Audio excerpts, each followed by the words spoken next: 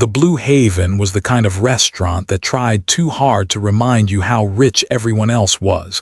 Glass chandeliers, marble floors, waiters who whispered like they were guarding state secrets. I stood at the entrance holding a small wooden box I'd built myself, the grain polished until it felt like silk. It was a birthday gift for my son, Ethan. He just turned 38. My hand still smelled faintly of cedar. "Dad," he called, waving me over. For a moment my heart lifted until I heard the rest of it. "Maybe sit at another table, yeah? This one's for clients and family." Lydia laughed first, the kind of laugh that isn't mean on its own but becomes cruel when others join in. Even my grandkids chuckled, not really knowing why. I froze halfway between the tables, my boots squeaking against the marble. Clients and family.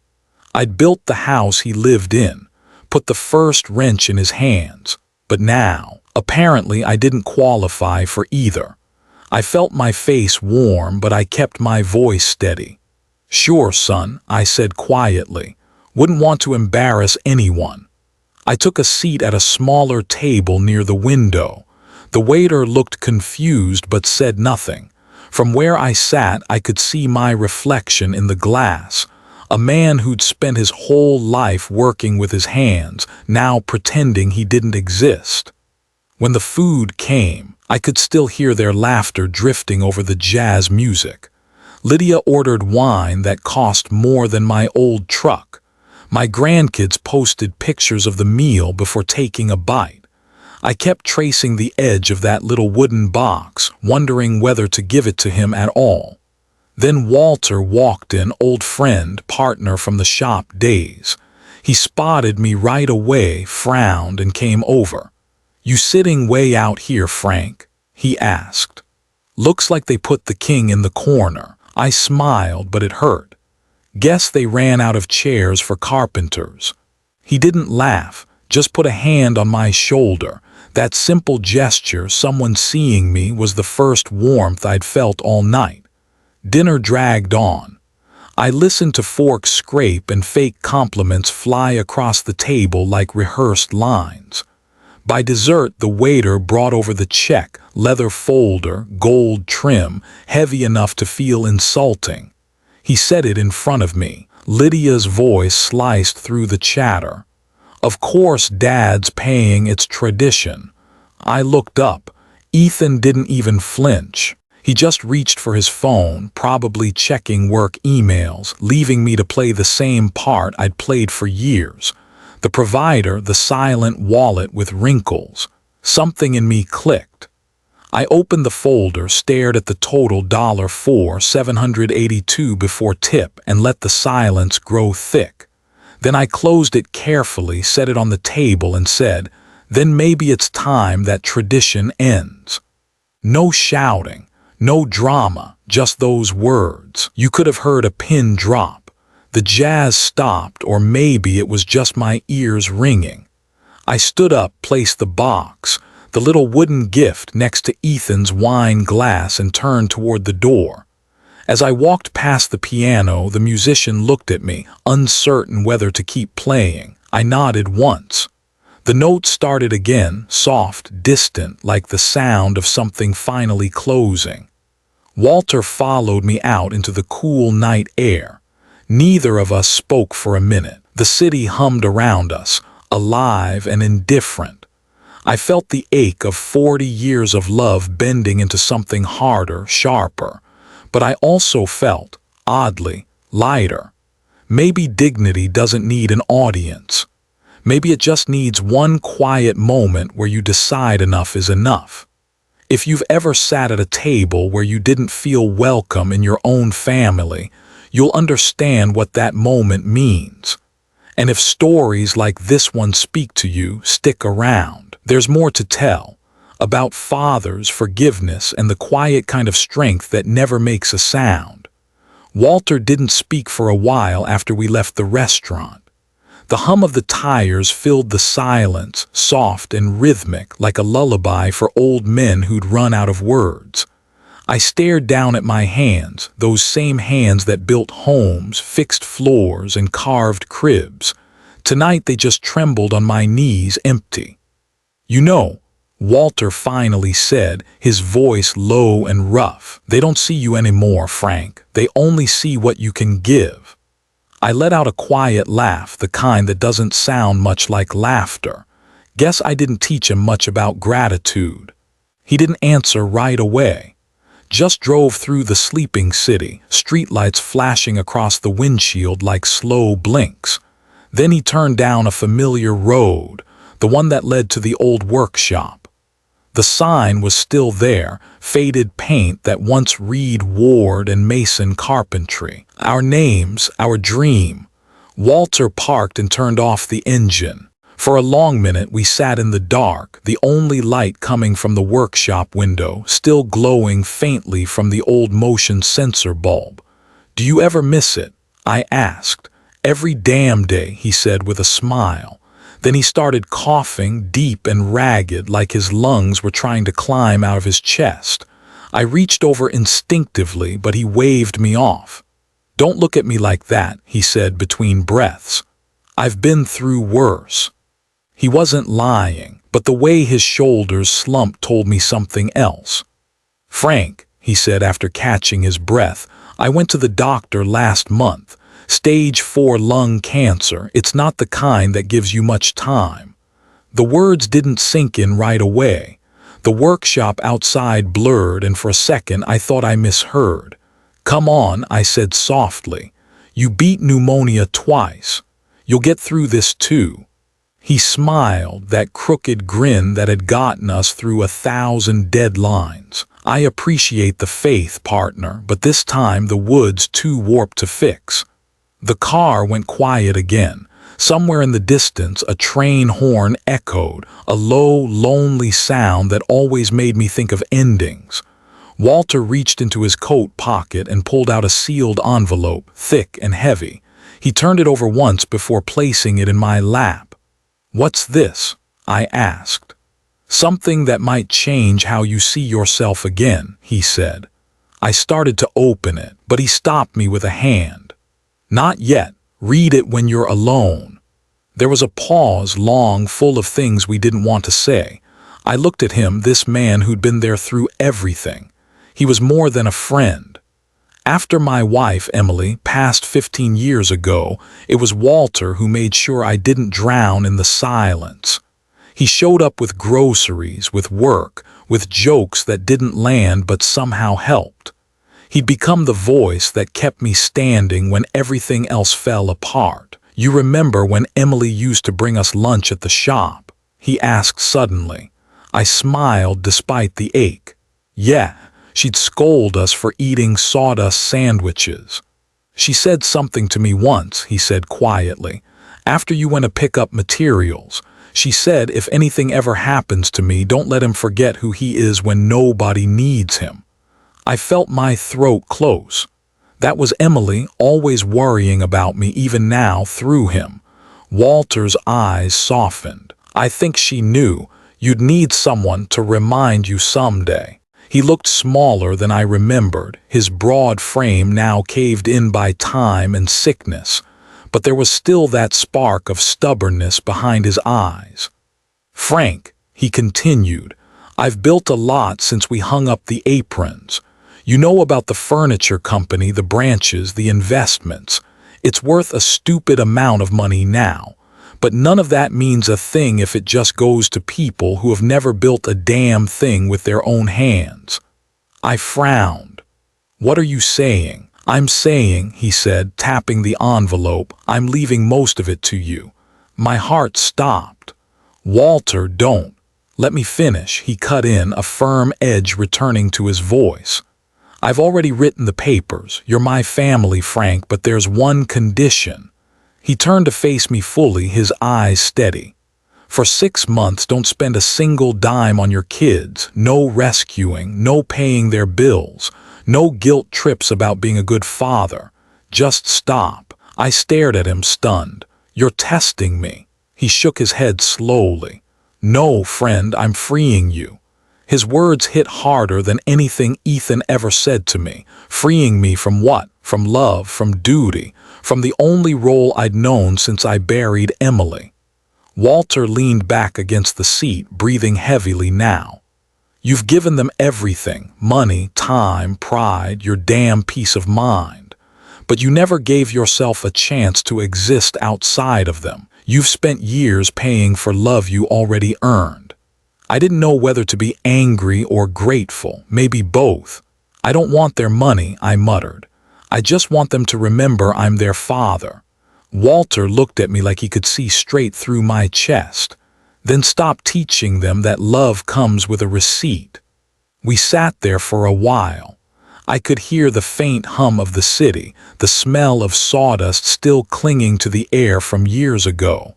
I thought about that little shop, about the way Emily used to lean against the doorway, smiling at us like we were heroes just for making a table. When I finally looked back at him, he was smiling faintly, his eyes half closed. "You'll figure it out," he said softly. "You always do." I opened my mouth to say something, but he raised a hand again. "Go home, Frank, read the letter. And when you do, promise me one thing, don't see it as charity, see it as a challenge." I nodded, though my chest felt like it was splintering. "You're still bossy, even dying." He grinned weakly. "Some habits die harder than people." We both laughed then, just a little, and for a moment it was 1983 again. The two of us in the workshop, arguing about varnish and deadlines, Emily's laughter echoing from the doorway. When I finally stepped out of the car, I looked back. Walter gave me a small salute, that old carpenter's grin still hanging on. As I walked toward my porch, the envelope felt heavy in my hand. Inside, it wasn't just a will, it was a mirror. And for the first time in years, I wasn't sure I wanted to see the man staring back. After Walter dropped me off that night, I couldn't bring myself to go inside. The house looked different somehow, quiet, colder, like it had already decided I didn't belong there. I stood on the porch for a long time, the envelope still in my hand, before I finally went inside and sat at the kitchen table. That's when the memories started creeping back. I could still see the day we laid the foundation of this house. Back then, Ethan was 16, skinny, serious kid who thought he knew everything but still followed me around like my shadow. The yard was just dirt and weeds, and I remember handing him the first hammer. "You swing it, you own it," I told him. He smiled that proud, nervous smile. For the next 3 months, we worked side by side, cutting, sanding, measuring, sometimes arguing over nothing but laughing it off before the sun went down. Lydia used to bring us sandwiches from the diner across town.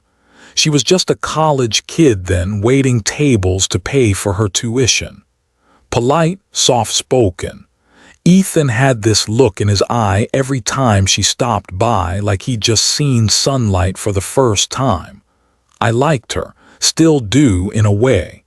She reminded me of my wife, Emma, steady, thoughtful, never needing to be the loudest in the room.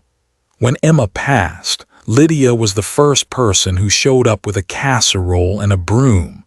She didn't say much, just helped clean up the workshop while Ethan tried to hold it together. Back then, she felt like part of the family. I built this place not just with wood and nails, but with the hope that it would hold us together after she was gone. Every beam in this house, every joint and hinge, it was all meant for Ethan. My gift to him. A roof made of love, not just lumber. But somewhere along the way, that house stopped being ours. When I retired, I thought I'd finally get to enjoy the little things. Fixing the porch, growing tomatoes, maybe teaching my grandkids how to use a saw without losing a finger. But Ethan started showing up less. First it was work, then the kids' schedules, then the new house. Suddenly, my calls went unanswered for days. My son, who once begged me to teach him how to build, now barely had time to visit the man who built his home. It's strange how silence sneaks in. It doesn't crash through the door, it seeps through the cracks, slow and steady, until one day you wake up and realize your family's just gone. The phone rang, slicing through the quiet. I didn't even need to look, I knew it was him. "Dad," Ethan's voice came sharp, clipped. "You embarrassed me in front of everyone tonight." I closed my eyes. "Is that what you think I did? You stood up and made a scene, refusing to pay in front of my clients. Do you have any idea how that looked?" I let out a slow breath. "Maybe embarrassment's what wakes people up, son." There was a long pause on the line. I could almost hear his jaw tightening the way it used to when he didn't want to admit I was right. "You think humiliating me teaches something?" he snapped. "I think pretending everything's fine teaches nothing," I said quietly. "And I've been pretending for too long." He didn't respond. I could hear voices in the background, Lydia's, calm but distant. Then the line went silent for a second before he said, "You've changed, Dad. You're not the same anymore." I almost laughed. "No, Ethan, I'm just finally being myself." The call ended with a click that echoed louder than it should have. I sat there staring at the empty wall across from me, covered in old photos, Ethan's graduation, our fishing trip, the day he moved into this house. He looked so proud that day. I remember handing him the keys and saying, "Take care of her." I meant the house, of course, but maybe I also meant his heart. Maybe I thought one would protect the other. The truth is, Ethan's distance didn't come from greed. Not really. It came from something smaller and sadder. He'd spent his whole life trying to live up to a man who never meant to be a standard. I was the guy who always had an answer, who could fix anything, from a broken chair to a broken pipe. I didn't realize that to a young man, that can feel like a shadow you can't step out of. I saw it in his eyes the first time he messed up a project at the workshop. He was 17, and I let him build a cabinet on his own. The thing came out crooked, one side shorter than the other. I teased him a little, thought it was harmless, but I still remember how his face fell, how he stayed late that night trying to fix it even after I told him to let it be. That's when it started, the quiet competition I didn't know we were in. He wasn't trying to be a better man, he was trying to prove he didn't need one. When I stopped working, that pride turned into distance. And when I offered help, he heard pity. When I gave advice, he heard control. So he built his own walls, brick by invisible brick, until I couldn't see my son anymore. Now he calls me embarrassing. Maybe I am. Maybe loving your child so much that you forget to love yourself looks foolish from the outside. The next morning, I walked out to the backyard. The woodshop stood there, still smelling of sawdust and varnish even after all these years. Sunlight cut through the dusty windows, landing on the old workbench where Ethan carved his initials as a kid, E.W., right next to mine. The letters had faded, but they were still there. I ran my fingers over them and whispered, "You'll figure it out, son. Someday you'll see this house wasn't a gift to own, it was a lesson to keep." Then I went back inside, poured myself some coffee, and looked at Walter's envelope again. 6 months. No money, no rescuing, no guilt. For a man who'd spent his whole life fixing things that felt harder than any house I'd ever built. They showed up unannounced that afternoon, right when the sun poured through the dusty windows of my workshop. I heard their car before I saw them, the tires crunching the gravel, the doors slamming a little too hard. That was never a good sign. Ethan walked in first, still in his tailored jacket like he'd just stepped out of an office meeting. Lydia followed, her arms crossed, eyes sharp but nervous. I was sanding a piece of oak slow and steady the way I always did. "Dad," Ethan started, his voice tight, "we need to talk." I didn't look up right away. "Talking's free," I said, brushing off the sawdust. "What's on your mind?" He exhaled hard, pacing like he was practicing a speech he didn't want to give. "You've changed. This isn't you." That made me pause. I set the sandpaper down, turned to face him. "What part of me isn't me, son?" Lydia jumped in before he could answer. "The part that's suddenly cold, distant. The part that walks away from family dinners, that embarrasses your own son in public. That's not the father Ethan grew up with." I could hear the tremor in her voice. Not anger, fear. Maybe fear that I wouldn't be the man she could still guilt trip into paying for their lifestyle. I wiped my hands on a rag, calm as the morning tide. "Maybe," I said, "this is the version of me you never met, the one who stopped apologizing for existing." Ethan blinked as if he didn't understand the language I was speaking. "That's what this is about, pride." "No," I said softly, "peace."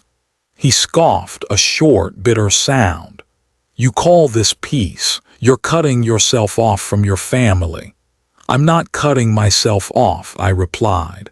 "I'm cutting off the noise that keeps me from hearing my own heartbeat." He shook his head, looking away. "You sound just like Walter. He's putting things in your head." I smiled a little. "Walter doesn't have to put anything in my head. He just reminded me I still have one." That did it. Ethan's face hardened, and for a second I saw the boy he used to be, defensive, stubborn, desperate to win. "You know what, Dad?" he snapped. "Do whatever you want. You've made your point." He turned to leave.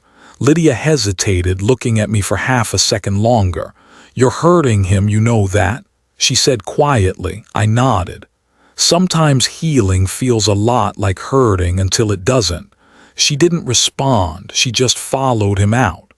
When the car pulled away, the silence settled heavy around me. I could still smell the faint mix of sawdust and engine oil, that blend of my old life and everything I'd built. For a long moment, I didn't move. Then I walked back to the workbench and turned on the old radio. It crackled for a few seconds before finding a station. And there it was, Emma's favorite song. That old country tune she used to hum while cooking Sunday breakfast, tapping the counter with the back of a spoon, singing just off-key enough to make me laugh. The notes filled the room, soft and familiar, wrapping around me like the warmth of her old flannel blanket. I leaned against the bench, staring at the sunlight spilling across the floor. Dust floated in it, slow, quiet, timeless. My throat tightened. For years I'd been afraid of silence because silence meant remembering. But right now it felt honest. I reached for an old piece of maple leaning in the corner, one we'd saved from a tree that fell in our yard the year Emma got sick. The wood was rough, cracked in places, but still solid like the two of us were. I set it on the bench, took out my carving knife, and traced her name with my finger before pressing the blade into the grain. Emma. I didn't rush it. Each letter came slow, patient, deliberate. The sound of the blade against wood echoed softly, rhythmic, almost like breathing. I could feel her in the room, the way she used to stand behind me, resting her chin on my shoulder, teasing me for being too serious. When I finished, I brushed the dust from the carving and ran my thumb along the grooves. The name caught the light just right, like it was glowing from the inside. "Still here," I whispered. Outside, the wind picked up, rattling the window panes, carrying the faint scent of pine from the yard. I closed my eyes and let the music fade into that breeze. For the first time in a long time, I didn't feel like I'd lost everything. I just felt still. The house, the workshop, the silence, they weren't reminders of what was gone anymore. They were proof that some things, even when broken, can still hold meaning. I placed the wooden plank carefully on the shelf above the workbench, right next to the one Ethan carved when he was 16. His initials sat there, E.W., beside Emma's name now, and for a brief second it felt like we were all in the same room again. The radio crackled once more, then went quiet. I didn't turn it back on. The silence didn't scare me anymore. It was mine. It was late afternoon when I heard a knock on the workshop door, 3 soft taps, hesitant, like whoever was outside wasn't sure they should be there. I wiped my hands on a rag and opened it to find Ben standing there, backpack slung over one shoulder, eyes red. "Hey, kiddo," I said gently, "you lose your way." He tried to smile but couldn't quite pull it off. "Can I stay here for a while, Grandpa?" The words hit harder than I expected. I stepped aside without asking another question. "Yeah, of course, come on in." He dropped his bag by the door and sat on the old stool near the workbench. He looked small in that space, too young to carry the kind of weight sitting on his shoulders. I poured him a glass of water, waited. The silence stretched until he finally spoke. "Mom and Dad keep fighting," he said quietly. "Every night now, I can't stand it." I didn't interrupt, just let him talk. "Mom wants to sell the house," he continued. "Says we can use the money to save Dad's company. But Dad, he's been borrowing from everyone. Even tried to sell the piece of land you gave him last year." I froze, my hand tightening around the rim of my coffee mug. "He what?" Ben nodded. "He said it's his so he can do what he wants with it. Mom said she'd back him up if it means keeping the business alive." I sat down slowly on the edge of the work table. "And what do you think about all that?" He shrugged, looking down at his shoes. "I think they don't talk to each other anymore. They just yell." The way he said it, flat, tired, made my chest ache. I thought of Ethan at his age, 16, swinging a hammer beside me, proud of every crooked nail he drove in. I never imagined he'd grow into a man so desperate to prove himself that he'd destroy everything around him just to feel capable. Ben wiped his eyes on his sleeve. "Last night they fought about you again." "About me?" He nodded. "Mom said you turned your back on the family. Dad said you're selfish now, that ever since Grandma died you only care about yourself." I let out a slow breath. "And what do you think, Ben?" He hesitated for a moment, then looked up, his voice trembling. "I think they are wrong. You're the only one who ever listens anymore." Something inside me cracked. For a long moment I couldn't find any words. So I did the only thing that felt right. I pulled him close. He leaned into me without hesitation, and I could feel the quiet shaking in his shoulders. "You know," I said softly, "when your dad was your age, he used to come in here too. Not because he wanted to talk, mostly because he wanted to build something, to make noise, to feel like he could shape the world with his own 2 hands. But somewhere along the way, he started thinking love meant fixing everything for everyone. I did that to him. I taught him that." Ben looked up at me, frowning. "Taught him what?" "That if you work hard enough, you can save people from their own mistakes," I said. "But that's not true. You can't build someone's backbone for them." He didn't answer. His eyes darted toward the plank on the shelf, the one where I'd carved Emma's name a few days earlier. "Did you make that for Grandma?" he asked. "Yeah," I said, my voice low. "She always wanted me to leave something behind that wasn't just wood and nails, something that lasted." Ben studied the carving for a while, then whispered, "She'd be proud of you." I smiled sadly. "Maybe. Or maybe she'd tell me it took me long enough." He laughed through his tears, a small, broken sound that somehow warmed the room. I stood and walked over to the tool rack, pulling down a small piece of cedar and handing it to him. "Here," I said. "Want to learn how to plane it smooth?" He hesitated. "Dad never lets me use tools, says I'll mess things up." I crouched beside him, adjusting the plane in his hands. Then let's mess something up together. He grinned a little at that. We worked in silence for a few minutes, the rhythmic scrape of metal against wood filling the air. Dust floated in the afternoon light like gold flecks. For the first time in a long while, the workshop felt alive again. After a while, Ben said quietly, "Grandpa, do you think Dad hates you?" The question landed like a nail through the heart. I set down my own tool and took a deep breath. "No," I said finally. "I think your dad's just angry at himself, but it's easier to aim it at me." He nodded slowly, like he understood more than a 16-year-old should have to. "You know," I added, "when your dad was little, I used to tell him that being strong didn't mean never falling. It meant standing up without someone having to pull you up. I forgot my own lesson somewhere along the way." Ben looked up at me. "You think he'll ever figure it out?" I smiled faintly. "He's my son. Stubborn runs in the family. But yeah, he'll get there." He went back to sanding, the motion steady, patient. I watched him the same way I used to watch Ethan at that age, and for a moment it was like watching a second chance unfold right in front of me.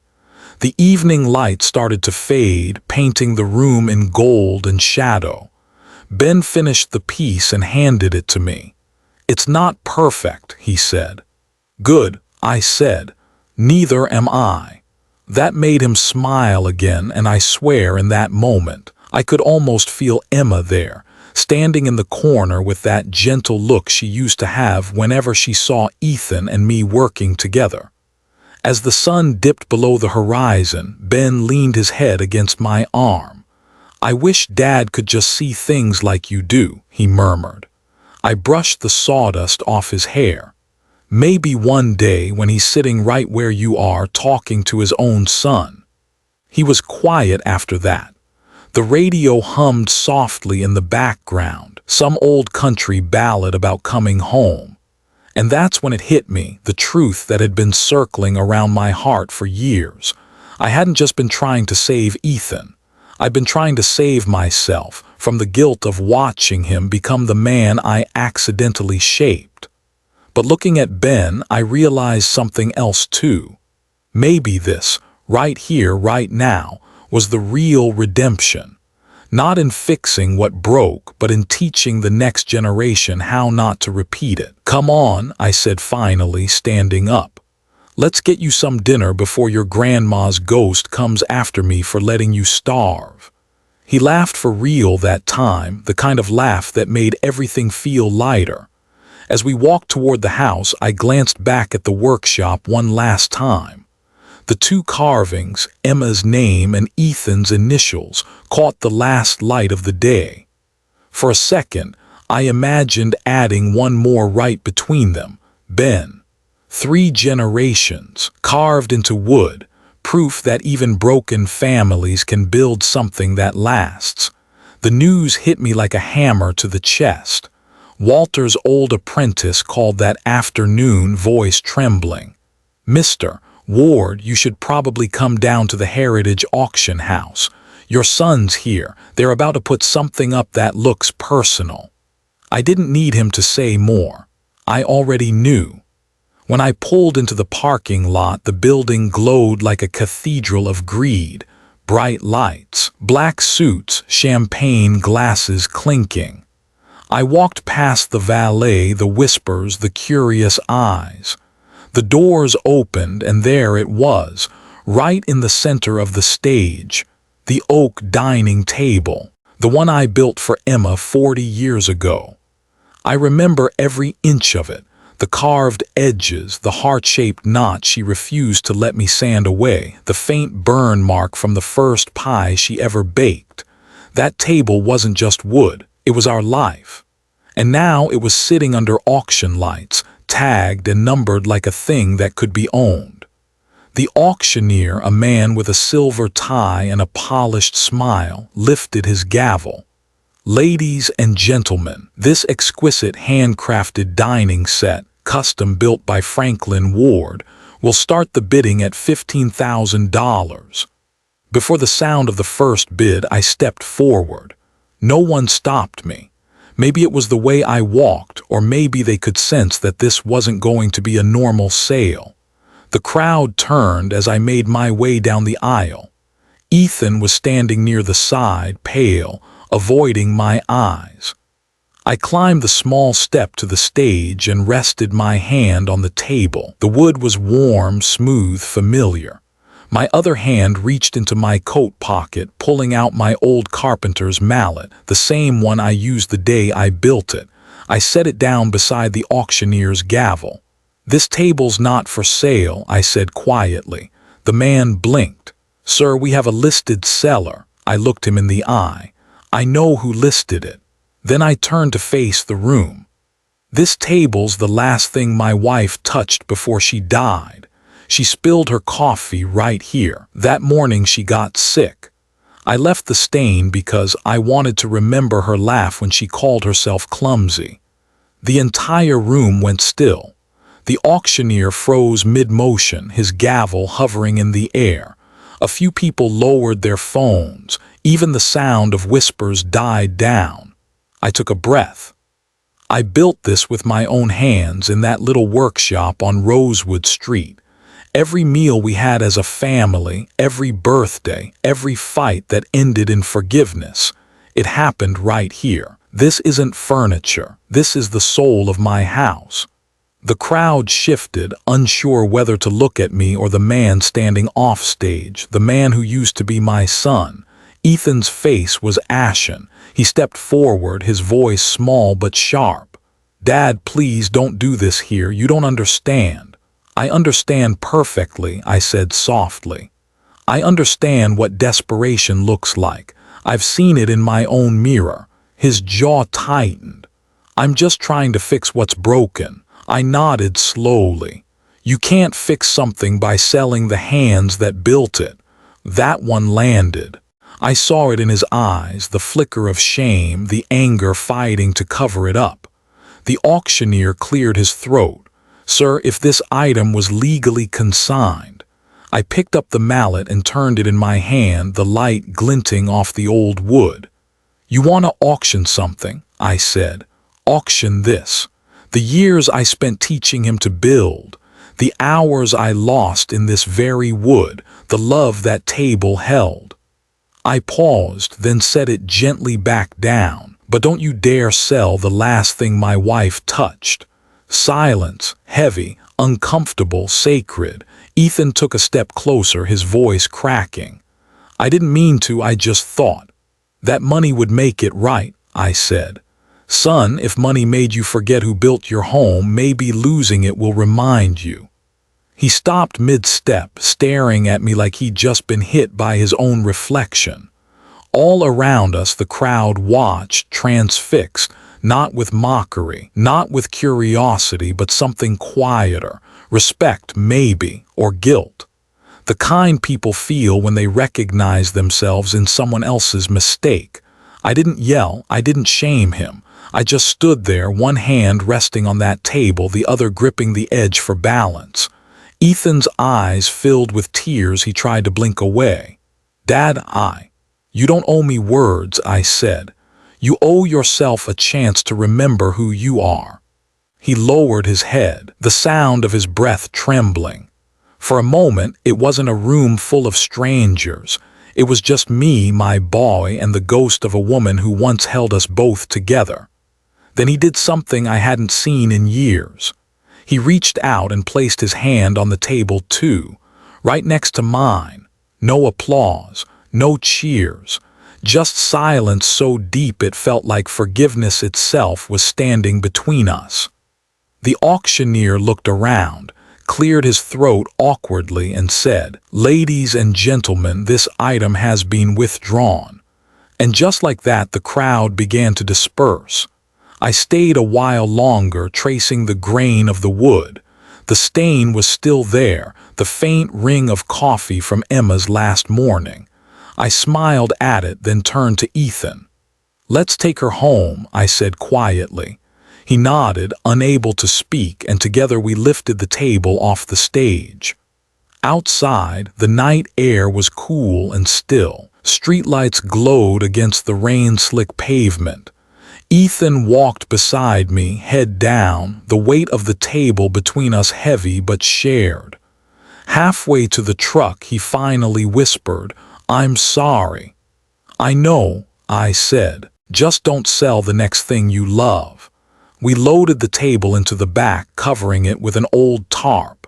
For a moment, he just stood there watching me, the same way he used to as a kid, like maybe, just maybe, his old man still had something worth learning from. When I climbed into the driver's seat, he hesitated before getting in. "Dad, yeah, I don't deserve your forgiveness." I started the engine, looking straight ahead. "Good thing forgiveness doesn't have a price tag, huh?" He laughed weakly through his tears. It wasn't much, but it was a start. As we drove home, the rain began to fall, gentle, steady, like a cleansing the night had been waiting for. The table in the back creaked softly with each turn, and I swear, for a moment, it sounded like Emma's laughter echoing in the wind. It was one of those gray mornings where even the sun seemed reluctant to show up. The kind that makes silence louder. I was sitting on the front porch when the phone rang, Walter's attorney. His voice was calm, too calm, and that told me everything before he even said the words. Walter was gone. For a long time I just sat there, staring at the field across the road. The mist was rolling low over the grass, and I could almost hear his voice again, raspy but steady, telling me that life doesn't give you many second chances, but when it does, you'd better not waste them. A week later, we gathered in the conference room of his law firm, the kind of place that smells like old books and new money. Ethan and Lydia were there too, sitting stiffly across from me. Ben sat beside me, hands folded, eyes darting around like he wasn't sure what he was supposed to feel. The attorney, a tall man in a dark suit, opened a folder and began to read. "This is the last will and testament of Mr. Walter Jennings." Hearing his name out loud felt heavier than I expected. The man continued, "Mr. Jennings has left the totality of his estate, valued at approximately $600 million, to Mr. Franklin Ward." I heard Ethan's sharp intake of breath. Lydia's eyes went wide. Even I couldn't move for a second. $600 million. Walter, my oldest friend, my last link to the past, had just handed me the kind of fortune that could rewrite generations. But that wasn't what caught me off guard. What broke me was the line that came next. "Mr. Ward has requested that half of this inheritance, $300 million, be transferred immediately into the creation of the Ward Foundation." The attorney paused, adjusting his glasses. "This foundation will exist to support parents and grandparents who have been abandoned, disrespected, or forgotten by their children. It will fund housing, education, and legal aid for the elderly who have no one left to stand up for them." I looked down at my hands. They were shaking. I didn't remember signing anything like that, but I remembered the conversation that must have planted it. The night before Walter went into the hospital, we sat out in his backyard, sharing one last beer under the oak tree. He'd asked me, "If you could fix just one thing about the world, what would it be?" I told him, I'd make sure no parent dies thinking they weren't enough. Guess he was listening. The attorney cleared his throat again. "Per Mr. Ward's written instructions, the foundation will be co-managed by Ethan Ward and Lydia Ward under a 2-year contract of unpaid service." The air in the room shifted. Ethan's jaw tightened. Lydia blinked fast, trying to mask her surprise. The lawyer continued, "They will receive no salary, bonuses, or personal benefits during this period. Their compensation will be the experience of rebuilding what they once took for granted." You could have heard a pin drop. I looked at Ethan then. He wasn't angry, not like before, just lost, like someone who'd been walking in the dark too long and finally saw the outline of a door. He turned to me, voice low. "You did this." I shook my head. "Walter did, but I didn't stop him." Lydia's voice broke the silence. "So we're supposed to work for you now?" "No," I said softly. "You'll work with me for them." I nodded toward the folder of papers the lawyer had slid across the table. "For every parent who's been told they're just a burden. For every mother or father who gave their whole life and ended up alone." Ethan stared at the table, his thumb tracing the grain of the wood like he couldn't look me in the eye yet. "And if we refuse?" I exhaled slowly. "Then your names won't be on it, but I think deep down you'll want them to be." The lawyer finished reading and closed the file. "That concludes the reading of the will." No one moved for a long while. I stood first. "Walter always said money can't buy respect," I said quietly, glancing at Ethan and Lydia. "But maybe working for it can teach you its worth." And with that, I walked out. Outside, the city was waking up, cars passing, people rushing to jobs, rain starting to fall in light threads. Ben caught up to me halfway down the steps. "Grandpa," he said, "can I help with the foundation too?" I looked at him, that same quiet fire in his eyes that used to live in mine. "You already are, kiddo." He smiled a little, and for a moment, I could almost see the future Walter had imagined. One where pain wasn't wasted, where lessons became legacies. A few weeks later, the Ward Foundation opened its doors. The first project was a small complex on the outskirts of town, 12 houses built for elderly parents who'd been living in shelters. Ethan was there every day, hammer in hand, sweat dripping down his neck, working like a man trying to rebuild more than just wood and walls. Lydia handled the finances, balancing budgets late into the night, and me, I mostly stayed in the background, watching them learn the thing I'd been too slow to teach, that respect isn't inherited, it's earned, built one act at a time. On opening day, the mayor showed up, cameras flashing, reporters asking questions. Someone asked me, "Mr. Ward, how does it feel to be the richest man in the county?" I smiled and shook my head. "I'm not the richest man here. I'm just the one lucky enough to remember what matters." After the ceremony, Ethan walked over, covered in dust and paint. "Dad," he said, almost whispering, "I used to think respect was about titles or money or how big your name looked on a sign. But now—" He stopped, glancing back at the row of homes gleaming in the afternoon sun. "Now I get it." I put a hand on his shoulder. "Good. Then Walter's lesson didn't go to waste." That night, I went home and sat at the old table, the same one that had almost been sold. Ben sat across from me doing homework, humming softly. Ethan and Lydia came in later, carrying takeout. For the first time in years, we ate together again. No tension, no noise, just family. Halfway through dinner, Ethan raised his glass. "To Walter," he said. We all lifted ours. "To Walter."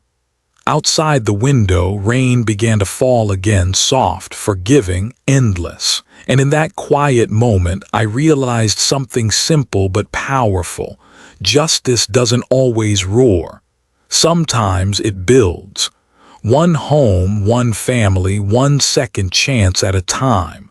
2 years had passed. Time has a way of sanding down the rough edges of pain, though it never quite erases the grain. Ethan had been working at the foundation full-time, meeting fathers who'd been forgotten, mothers left behind, people who looked at him and unknowingly mirrored his own past mistakes. Every story carved something new into him. By the end of the second year, he wasn't the same man who once sold his father's table. That night, After a long day at the office, he drove out to the old workshop. The lights were still on, faint and golden against the dark. He stood there for a moment, listening to the soft hum of the night, the crickets, the smell of cedar, the sound of a hammer gently striking wood. When he stepped inside, the air smelled of sawdust and linseed oil, the same as it did when he was a boy. The old table sat in the center of the room, its surface gleaming beneath a single hanging bulb.